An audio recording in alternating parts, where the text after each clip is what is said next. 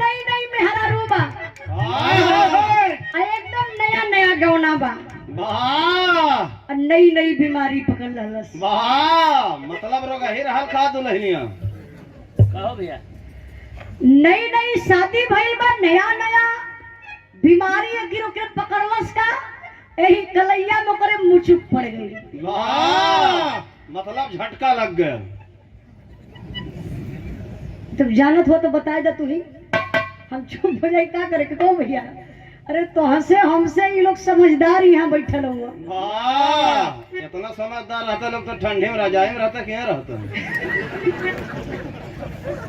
अरे पागल ये लोग भगवान हुआ मान कर ऐसे बोल देवा तो ये लोग नाराज देखिए आप लोग नाराज मत हो जाई इनके बतिया पे आई के माफी हम मांगे थे अच्छा देखिए मेहरनुआ के मुचो के कलैया में पड़ल आई दर्दिया बेचारी के कमरिया में चल गई और जब कमरिया में दर्दिया गई तो सीढ़िया के बगलिया में के पावा रहल वही पौवे तर सटाई के कमरिया वही पौवे में रगड़त हियो अरे मूर्ख राम दर्द कबो रगड़ले से जाई रगड़ले है कम होला नहीं ऐसे पकड़ के कमरिया दाबी दहलस और दाब के बेचारी कहरत है आही मोरी माई रे को भले अरे बड़ी दर्द होती है करिया में राजबिया कैसे ठिकाई एक ठोका माई से लगवाओ कोई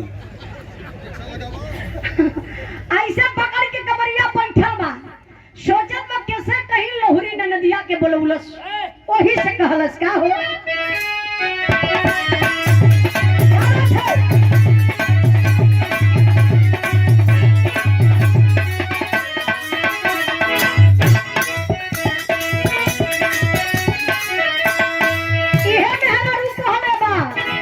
उठा तो दर्द होला बैठा तो दर्द हो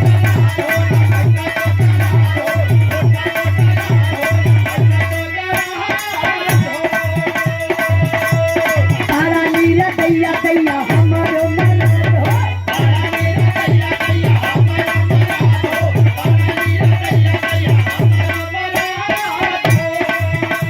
उठा तो दर्द होला बैठा तो दर्द हो तारा नीरा दैया दैया हमारो मरद हो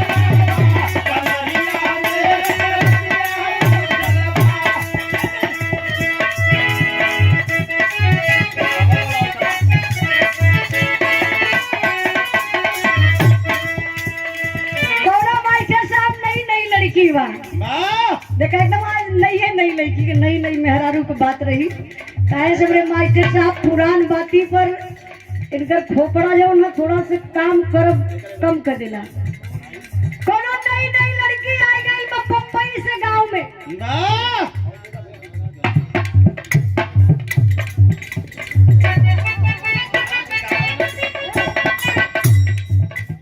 क्या कहला भैया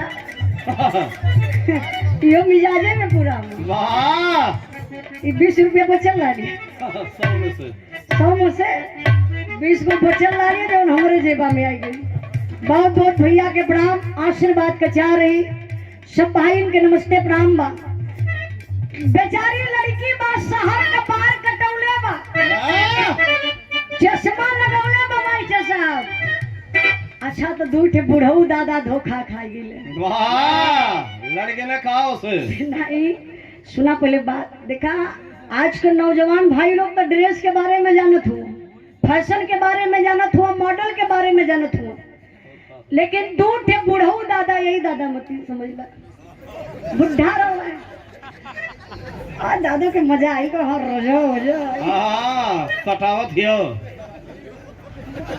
अरे वो नान में अच्छा वो लड़कियन ऐसा मत बोला पागल कहीं कर अच्छा दूर थे बुढ़ऊ दादा रहा फटल रहा वाह और टॉप पहले रहा छोटका एकदम से, वाह टॉप पहले रहा तू ना समझबा। अब वो लड़की ऊंची हेल वाला संडील पहनले बा, देखा वो डिजाइन कितनी मस्त बा, और करियवा चश्मा लगौले बा, और जो टॉली वाला बैगवा ना होला इसे लेके खड़ी बा, ऑटो के इंतजार करत हिया। अब बुढ़ऊ दादा लोग वही लड़किया के बगलिए में खड़ा रहलन। वाह खड़ा है कर अगर शुरू कर दहने का रगड़त रहलन? अरे सुरती रगड़त है ना और कर रगड़िया तो साफ साफ बोला, नहीं तो दादा लोग नाराज सब हुए। सब समझ जाता तू चला। आप लोग समझ जाते हुआ। हाँ हाँ तब बुढ़ऊ दादा ऐसा लड़किया के बगलिए में ऐसे रगड़त रहलन सुरतिया। तब ने एक जने का नजरिया ऐसे बगलिया में गई, कहू ढकेलू भैया। तब ले हाली हाली रगड़ के पीट लेने, पीट के मुँह में भगो भैया लड़किया तुम गईबे घर कहाँ की। हाँ हाँ ऐसे कुकुर उकुर बाज गए हम। कहा तो ढकेलू भैया ये लड़किया गरीबे घर गए कि कुछ मजबूरी बा, तो उहो ना समझला, कहना मर्दे लगत बा गरीबे ओकर कपड़वा बतावत था। सब का देखा बूढ़ आदमी किसान आदमी, वो समझ ना पानो ये हवा जाए खातिर खोल ले है जगह जगह। अब दादा का करे ऐसा गमछा उनके देखा सीधा साधा ऐसे गमछा रहा उनके कान्हे पर दादा कैसे बस सोचल कि लड़किया का मदद करे, ऐसे उठाए के लड़किया के ऊपर ऐसे फेंकत हुए। हाँ ले बच्ची हाँ लेके ढाक ले। लड़किया पीछे मुड़ के तकलस कलस, अरे साला हाँ लगता है बुढ़ा इडियट है क्या। हाँ इडियट नहीं पूरा कुत्ता है कि कलस साला लगता है इडियट है, हमारे ऊपर गमछा फेंक रहा है। लड़किया गुस्सात बा। अच्छा रमेश गाड़ी मालिक सुरतापुर के धरती से 51 रुपए का पुरस्कार देके आप सम्मान के लिए बहुत बहुत प्राण आशीर्वाद कचा रही। अच्छा बुढ़ऊ दादा लोग तब मदद करियन। अब 4 गो लड़का इनके नियर रहलन। अब वो लड़का पीछा करला लड़की का, लड़किया के देखता है ऐसे हाथ में, ओ माय गॉड क्या गजब का माल है, क्या सुराहीदार गर्दन है, क्या कमाल है, क्या घुघराले बाल है। अच्छा तो वो लड़कन के मन में 61-62 चले लगल। लड़किया देखलस कलस से साले दीवाने हो गए।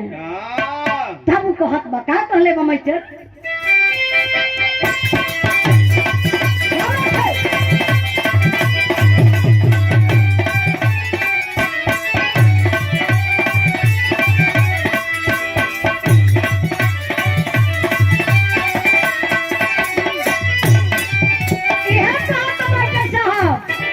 ऐसे नीले खन मखना रे मेरी बदन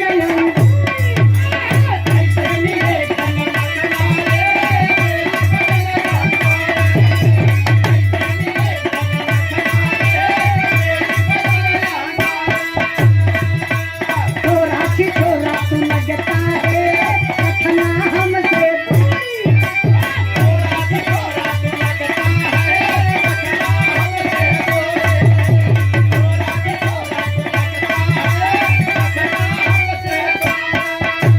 तेरी पतली कमर तेरी तिरछी नजर मुझे खटन मयाद कर देता हो।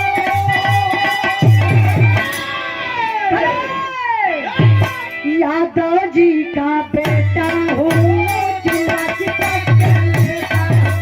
यादव जी का बेटा हो दूध पिला के लेता हूँ, यादव जी का बेटा हूँ दूध पिला के लेता हूँ। अरे सारे देखा जात का प्रजापति हूँ, तब का सरवा चिल्ला था कि यादव जी का बेटा हूँ। इनके तई गावे के चाहिए कि मैं प्रजापति का बेटा हूँ। नीचे से काट काट के लेता हूँ। क्या काट के लेता हूँ? पूरवा भरुका जी के कहना सही बात है। देखिए प्रजापति लोग जब मिट्टी का बर्तन बनावलन तो के बनौले के बाद नीचवा से धागा से काट लेले। यही से गाँव में सब गड़कट्टी कहला कहा थोड़ी हमके ना पता। हाँ अच्छा यही में मान लो पंडित जी आके बैठे हुए हैं, पंडित जी का सोचिए कि मैं पांडे जी का बेटा हूँ। खोल खोल के लेता हूँ, क्या पत्तरा खोल के लेता हूँ। हाँ ये बात सही बोल रहा, अब अच्छी बात बोल रहा है। पंडित जी लोग बैठल है जब ब्याह करावे बदे, एक मंत्र ना पढ़ला कि 111 रुपया चाहे। अच्छा मान ली मैं शर्मा जी के हो कि मैं शर्मा जी का बेटा हूँ। हाँ बार बना के लेता हूँ। अच्छा क्यों चमार जी का बेटा हूँ। हाँ संविधान के बल पे लेता हूँ। क्यों मौर्या जी बैठा है मैं मौर्या जी का बेटा हूँ। हाँ घंटा थमा के लेता हूँ। अगर फाल जी का बेटा हूँ। हाँ तो कंबल बिछा के लेता हूँ। भैया हमार हारी हो और बिरादरी अपन एडजस्ट कर लिया। आओ भाई सर।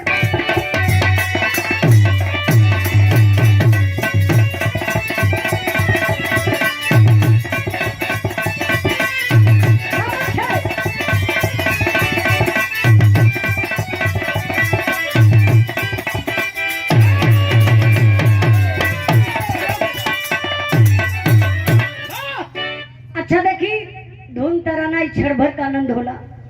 अमान गावे के गायब आप लोग हंस के उड़वा देवा, एक मतलब कुछ नहीं निकली। एक छोटा सा प्रसंग आप लोग सुन ली, जैसे कि आप लोग बैठल ही उधर शादी का कार्यक्रम भी चलत बा।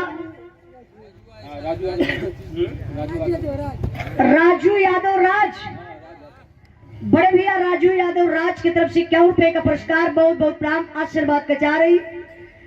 थोड़ा से आप लोग ध्यान दिए, बड़े भाग्य से लोगन का ब्याह होला। ऊपर मालिक जोड़ा बनौले रहलन, एक यहाँ मार्ग बनेला, एक साधन बन जाला, दो दिल का मिलन होला। जैसे कि आज एगो अगुआ के माध्यम से इस शादी के दिन पड़ल, बारात आई, आप लोगों से भेंट मुलाकात भई। लिए हम बताइला हमारे बिरहा समाज के का हो गया होगा। हाँ हाँ नहीं जरूरी है वो, देखो वो कितना जना का जय मलवा का काम बना ले। इनके गांव में 3 लड़की बनौली काम है सो। लॉकडाउन फायदा उठा लानी। तो देखिए हम बताइला बाबू, बेटी बहन घर का इज्जत होली, सम्मान होली। लोग कहेला कि जेकरे घरवा में बिटिया सयान हुई है, ओकरे घरवा का निदिया हराम हुई है। बिटिया बहन चाहे तो बाप भाई का पगड़ी डुबाए दे, अब बिटिया बहन चाहे तो बाप भाई का पगड़ी बचाए ले। लेकिन बिटिया ने बड़ी सिर्फ ना लागू बा।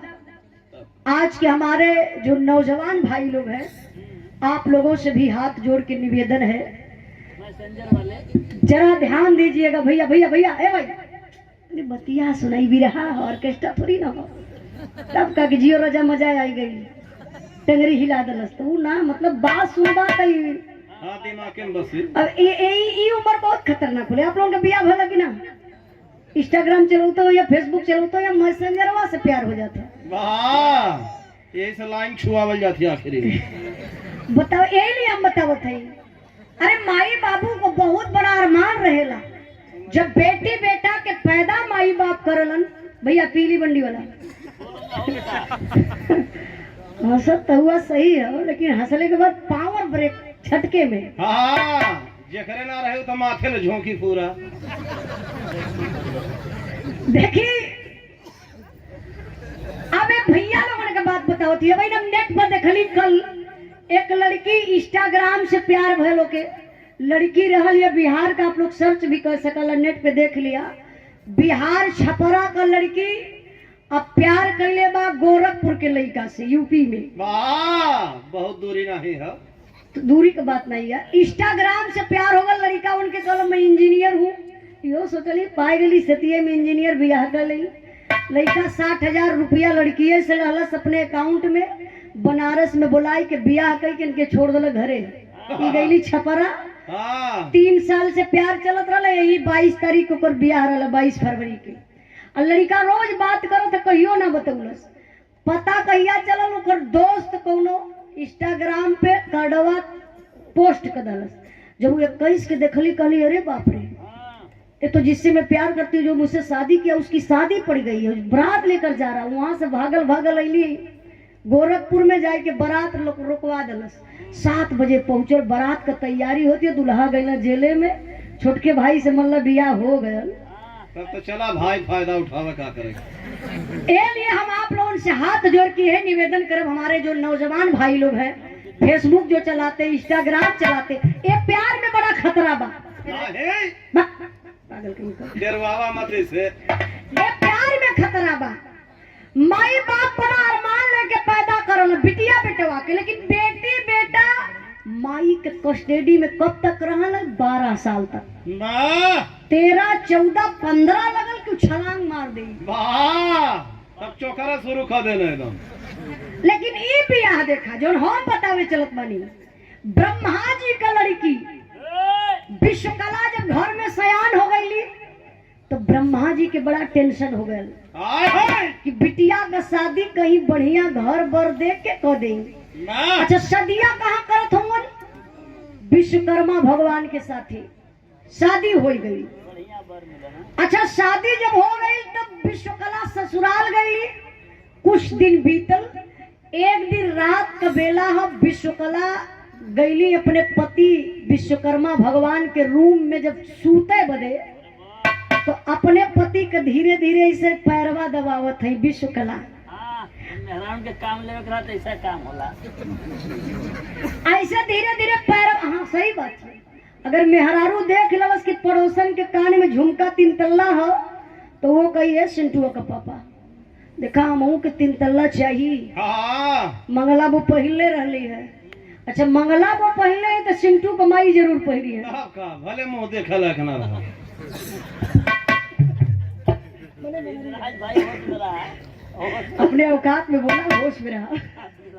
हाँ देखा यार, विश्वकला अपने पति का पैर ऐसे दबावत है। अब दबाते दबाते खाली ये जी अब विश्वकर्मा भगवान के लगत रहा नींद और झपकी ले थो खोदियावल करत है। ई धीरे से कहते ए जी ए सुनबा हो विश्वकर्मा भगवान का कहत हो क्यों बैठ गई है? बोला पहले तोहरे सुन ली। विश्वकर्मा भगवान आंख मिजते उठ के बैठ गए। कहना का देवी का कहल जा तू पहले बतावा। तब विश्वकला कहत है, का कहत है?